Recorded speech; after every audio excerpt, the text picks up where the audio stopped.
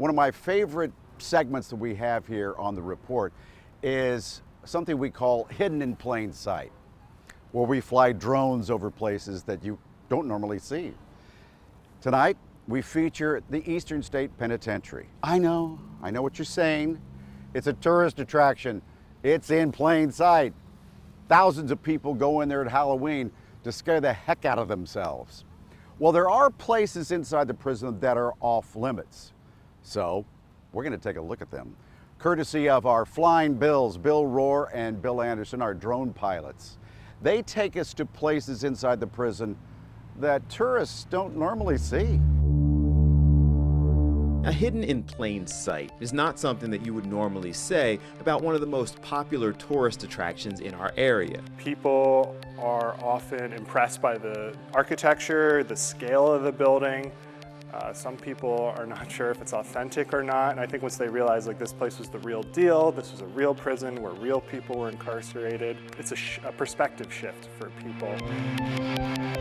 But in the case of the Eastern State Penitentiary in the Fairmount section of Philadelphia, it applies because although there are daily tours, and during the holiday season there are hundreds, if not thousands of people on the site, the history of the location isn't as widely known as some of the tourist attractions. We are a stabilized ruin here at Eastern State Penitentiary. Our conservation philosophy is that we're going to save the building from deterioration, kind of freeze it in time, and do limited restoration. Once again, the team of yours truly, Bill Anderson, and photojournalist Bill Rohr wanted to get inside and share with you some of the history, but also some of the off-limits areas that most aren't allowed to experience. This is one that wouldn't really be safe for mainstream visitation yet. Our tour guide was more than happy to oblige, starting by explaining to us the reasoning behind Eastern State. Eastern State's often called the world's first true penitentiary. Is a building designed to inspire penitence. And how they actually became a model for other prisons across the country. So that meant 23 hours a day alone in a cell. And this was done in an effort to rehabilitate prisoners, to make them reflect on their crime, to go through a transformative experience, and go back into society less likely to break the law. But they also don't sugarcoat the fact that there's a definite conflict among visitors between the architectural beauty of the structure and what we now know to be, by today's standards, the inhumane treatment that some of the prisoners received over time. The building has almost no air conditioning, and the cell blocks have air conditioning. It must have been stiflingly hot. The cells are mostly stone and metal. It can be an oven here in the summer. And then it's also excruciatingly cold here in the winter. But even so, there's a lot to learn walking through Eastern State Penitentiary from the well-known occupants. We've recreated Al Capone's cell based on a couple of newspaper articles that were published while he was incarcerated here from 1929 to 1930. And those articles describe Al Capone's cell as, quote, very comfortable. To the highly publicized escapes.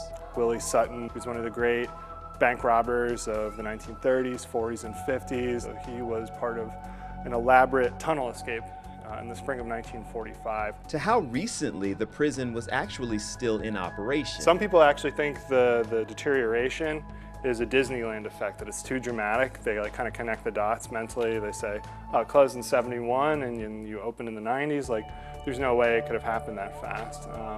But it's not. This is just what happens when Mother Nature decides to take a building back. The hidden part of the tour was equally interesting, even being less well known.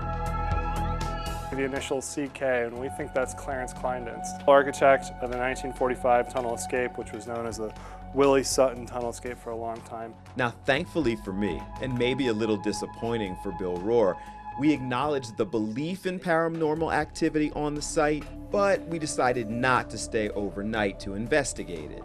Eastern State has a major reputation as possibly one of the most haunted buildings in the United States, maybe the world. This was a very real place where people went through some profound suffering. Almost 1,500 people passed away here. The Eastern State Penitentiary is right there in the middle of a highly populated, largely entertainment-based community, and yet it still remains a mystery to some. And so the next time you go by, take a moment to try to better understand the history, the impact it's made on the prison industry, and the more than just tourist value.